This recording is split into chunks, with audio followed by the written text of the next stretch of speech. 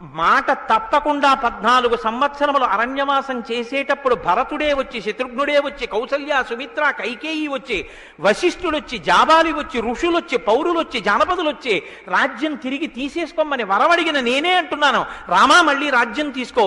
ఎవరి కోసం అడిగిందో ఆ భరతుణ్ణి చెప్తున్నాను, రామా రాజ్యం తీసేసుకో అన్నా సరే, సత్యమేవేశ్వరో లోకే సత్యం పద్మాశ్రితా సదా సత్యమూలాని సర్వాణి సత్యాన్నాస్తి పరం పదం.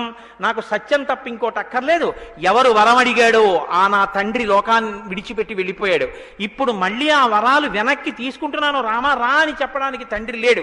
ఆ తండ్రి ఇచ్చిన మాట నిలబడాలి అంటే, తండ్రి పైలోకాల్లో సంతోషించాలంటే నేను 14 ఏళ్లు అరణ్యవాసం చేయడం వినా నాకు మార్గం లేదు అని మాటకి కట్టుబడి 14 ఏళ్లు అరణ్యవాసం చేసి తృణం కింద రాజ్యాన్ని విడిచిపెట్టినటువంటి మహాపురుషుడిగా రామా నీ కీర్తి 10 కాలములు శోభింది రామాయణం లోకంలో, యుగాలతో సంబంధం లేకుండా